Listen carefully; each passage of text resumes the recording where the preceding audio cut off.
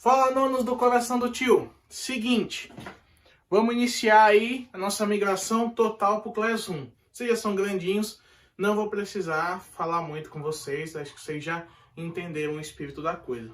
Como é que vai funcionar? Vamos falar como estava funcionando. Você tinha que fazer os seguintes processos para você conseguir enviar uma atividade. Entrar lá no link da escola, aí você pegava a atividade, baixava, imprimia, aí você tinha que copiar, aí você respondia, depois de pesquisar, tirava a foto, mandava um e-mail para o professor, ficava esperando a resposta do professor. Isso tudo demanda tempo, cansaço e estresse. Chegou pra gente a plataforma linda do Classroom, que vai funcionar como? Você já pegou seu e-mail institucional? Se você não pegou, você está atrasado. Corre atrás, fala com o professor representante da sala, fala comigo, manda mensagem no particular. A gente vai te passar o seu e-mail institucional. Passado o e-mail institucional, sua senha passa e já vai cair dentro da sua sala. Olha que coisa maravilhosa. Só a sua sala, sem bagunça. Você entrando dentro da sua sala, vai ter lá os tópicos lá. Geo, História, Língua Portuguesa, Matemática e todas as outras matérias, sendo Geografia mais importante. Brincadeira, gente. Mas vai estar lá. Aí você clica em Geo, vai estar assim lá. Ó. Situação de aprendizagem 2, quarto bimestre. Porque sim, essa é a nossa primeira aula do quarto bimestre.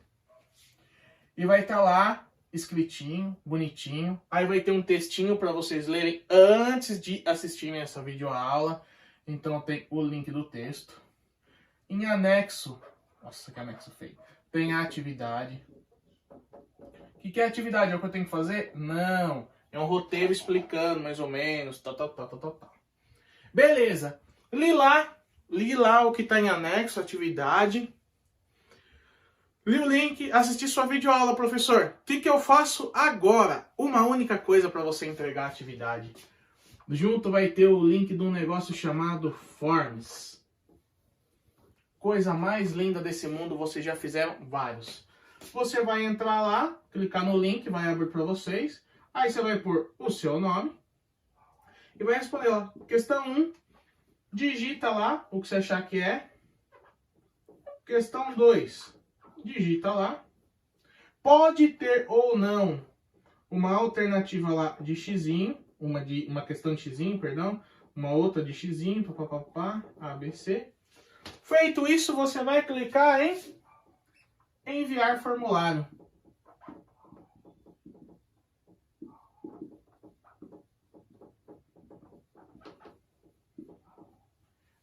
Clicou em enviar formulário, automaticamente chega para você que você fez a atividade, aparece para mim que a atividade está feita, registra sua presença, a hora que eu dou um ok, já registra sua nota.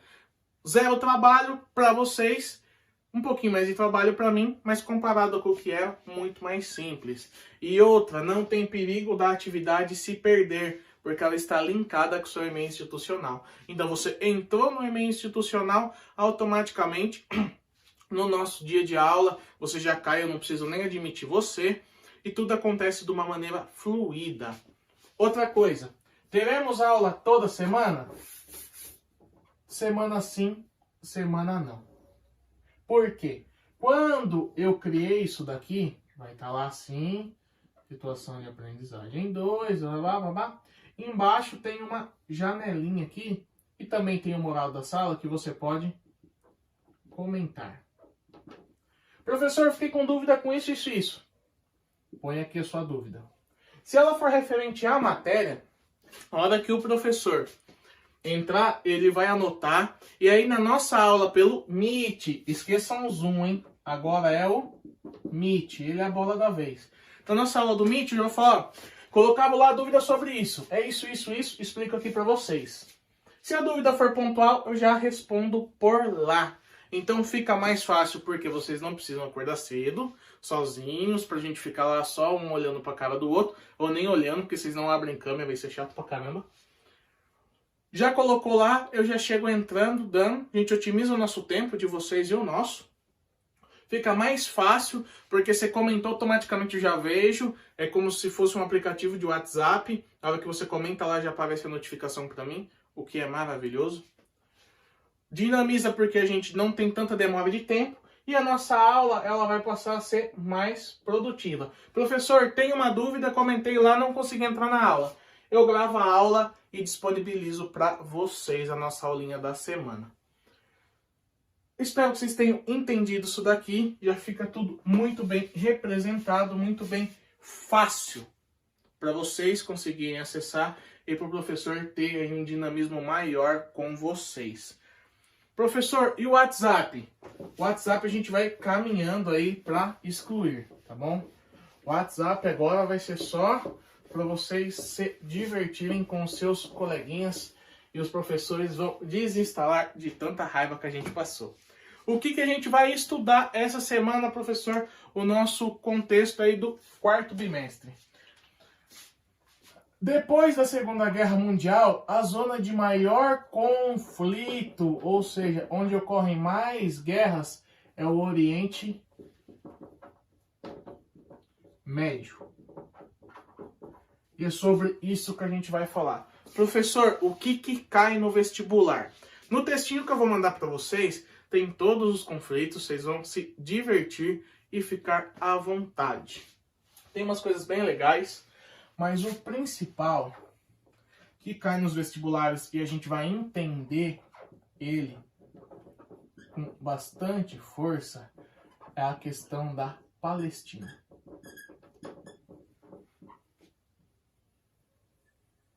Professor, nem sei o que é a Palestina. Se vocês têm alguma religião, provavelmente já ouviram essa história, alguma religião ligada ao cristianismo.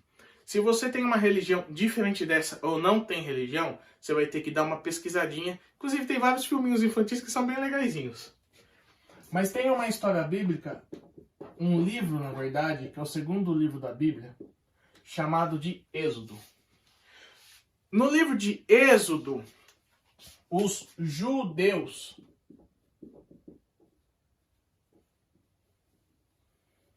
que são o povo escolhido por Deus, são retirados do jugo da escravidão lá no Egito, atravessam o Mar Vermelho, um episódio clássico da Bíblia de Moisés, com a força de Deus abre o Mar Vermelho, o povo atravessa, os egípcios são engolidos pelo Mar Vermelho, eles ficam perdidos no deserto por 40 anos, que é a peregrinação judaica, que durou só 40 anos. Eram para ser 40 dias, aí o povo foi para o deserto e começou a idolatrar um bezerro de ouro enquanto Moisés foi ter um tete-a-tete com Deus. E aí, como punição, 40 anos, só entrar nos filhos, papapá, eles chegam num lugar chamado de Terra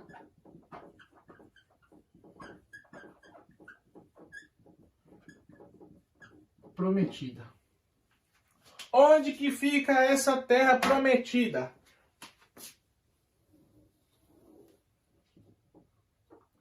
Região da Palestina.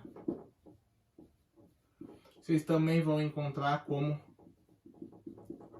faixa de Gaza. Na faixa de Gaza some bomba, na guerra retirou nada? É isso aí. A música chamada Faixa de Gaza, aí, que foi um rap que estourou um tempo atrás, foi inspirado nesse conflito. Muitas das vezes você pode ter cantado e não entendido. Entenda a história, entenderá muita coisa. Chegaram na faixa de Gaza. Isso aqui ficou então sendo pertencente aos judeus, certo? Não. Houveram conflitos. Um outro rei bonitão, que aparece muito na Bíblia, é o Nabucodonosor,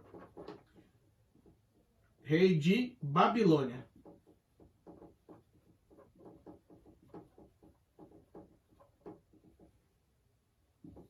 Consta na Bíblia que o povo judeu caiu em idolatria de novo, em desobediência aos mandamentos de Deus, não aprenderam com os 40 anos no deserto. E Jerusalém, ou seja, a Jerusalém era o centro do império, era o centro dessa promessa da terra prometida, o coração da coisa. E depois tinha os vários territórios, que Josué, quando entrou na terra prometida, que daí não foi Moisés não entrou na terra prometida, Josué, que foi o seu sucessor, dividiu, cada um tinha ali o seu espacinho de terra, o seu espólio de guerra. Desobedeceram, Nabucodonosor, que era rei de Babilônia, tomou. E aí foi tendo vários conflitos, e aí fala sobre esses conflitos no material de vocês. Após vários conflitos, essa faixa de Gaza aqui, a terra prometida, ela é tomada pelos árabes. E assim permanece por um X de tempo. Até aqui espero que tenha ficado claro para vocês. Aí vem um episódio chamado Segunda Guerra Mundial. E os árabes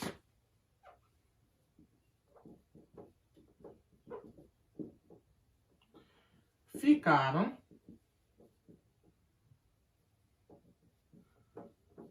do lado que perdeu a guerra.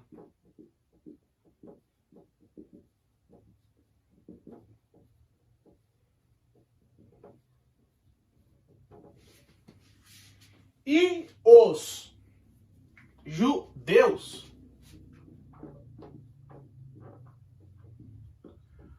apoiaram os Estados Unidos da América, que quem foi o maior vencedor dessa Segunda Guerra Mundial. O que custou isso daí? E por que os Estados Unidos fizeram e tiveram essa aproximação com o Estado de Israel, o Estado judeu? Porque assim, né, por um acaso do destino, os Estados Unidos é o maior consumidor de petróleo.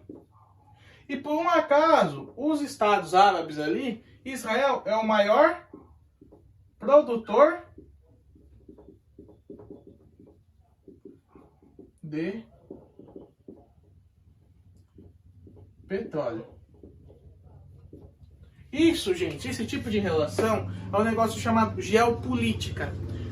Se vocês pensam em fazer um concurso público, um dia serem policiais militares, policiais rodoviários, policiais da esfera federal, o que é uma ótima carreira, inclusive, não se cobra mais atualidades no concurso. E a gente está caminhando para todos os concursos não cobrarem mais atualidades, que é um tópico tradicional. Eles cobrem geopolítica mundial. Isso daqui é o redesenhamento que aconteceu dos poderes no globo depois da Segunda Guerra Mundial. Está acontecendo um novo redesenhar aí do espaço geopolítico mundial? Está. Por quê? Uma guinada da extrema-direita, com a vitória do Bolsonaro, do Trump, que tem uma política neoliberal, que a gente já estudou. Essa tensão aí entre China e Estados Unidos também redesenha, porque a China, o que ela puder prejudicar os Estados Unidos, ela vai prejudicar e os seus aliados, inclusive a gente. Tem lá aquela notícia da redução das importações, ou seja, a China está comprando menos da gente. E aí isso vai gerando um déficit na economia, a gente fica com muito produto parado, preço sobe, preço cai, perde-se produção e esse tipo de coisa. Então são coisas que são correlacionadas.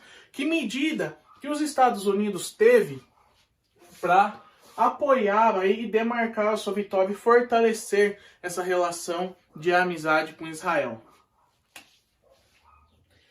Em 1947, ou seja, logo depois da guerra, que a guerra acaba em 45, um órgão chamado Organização das Nações Unidas, que, como a gente já viu, atende muito mais aos interesses norte-americanos do que de qualquer outro país, decretou que a Palestina a Palestina. E quem que é a Palestina? A antiga Terra Prometida. Ela fosse dividida entre os judeus e os árabes. E era assim. Todo esse território era dos árabes. Depois da divisão justa que os Estados Unidos fez, isso daqui para os árabes e isso daqui para os judeus. E Jerusalém, que é o centro da coisa, o coração da Terra Prometida, território neutro.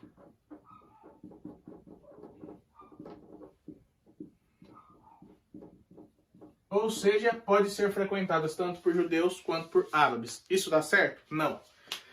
Existe uma divisão na cidade e se um árabe passa para o lado judeu, ele é apedrejado e vice-versa. Um ambiente super saudável de convivência.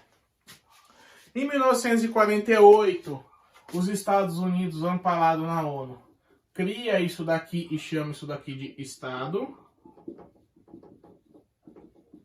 de Israel.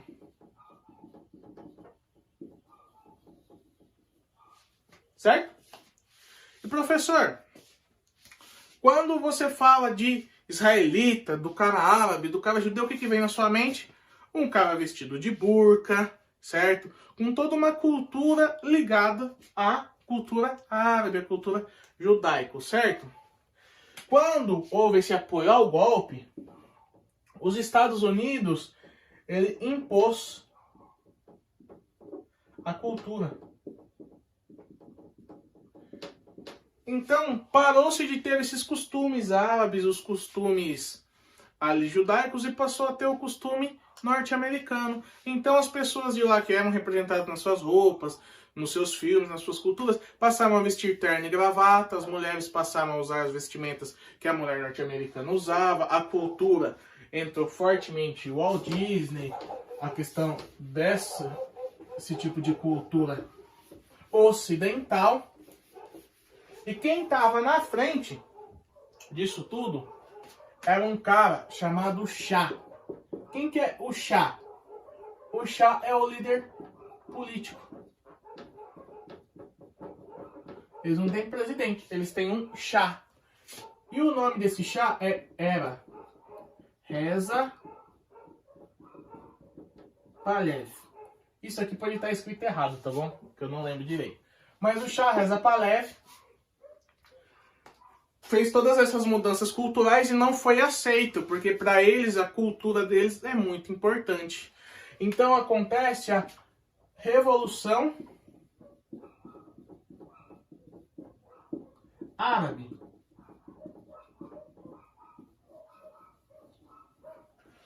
O Shah, ele é destituído, assume o controle do governo um líder voltado ao conservacionismo. Volta-se então essa ideia que a gente tem hoje, que é constituída do muçulmano nas suas vestes e de tudo mais.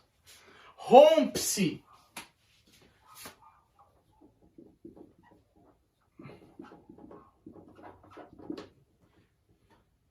o status, a aliança política, que também era uma aliança comercial, porque na época do Shah Reza Pahlavi, 70% da produção de petróleo era exportada para os Estados Unidos a um preço baixíssimo. A Shell, a Texaco colocaram e montaram empresas lá e exploravam o petróleo a um preço muito baixo. Esse rompimento causa até uma crise nos Estados Unidos, a crise do petróleo, e a aliança política ela é quebrada. Coração partido. E nunca mais os Estados Unidos se aproximou dessa região dos árabes. Ele ainda mantém contato com Israel e tudo mais, só que não acontece essa relação de exploração. E aí o que ele fez? Ele criou uma nova ameaça, porque até então tinha-se muito medo de uma ameaça chamada ameaça comunista. Só que a ameaça comunista já começou a cair em desuso. Só funciona no Brasil. Em nenhum outro país no mundo você vai ouvir que as pessoas têm medo da ameaça comunista. Porque já se sabe que isso não existiu, o comunismo não existiu em nenhum lugar. Tem ali o socialismo de Cuba, mas não atinge ninguém. Então não se tem medo dessa ameaça comunista. Surgiu um novo selo, que é o selo terrorista de ser.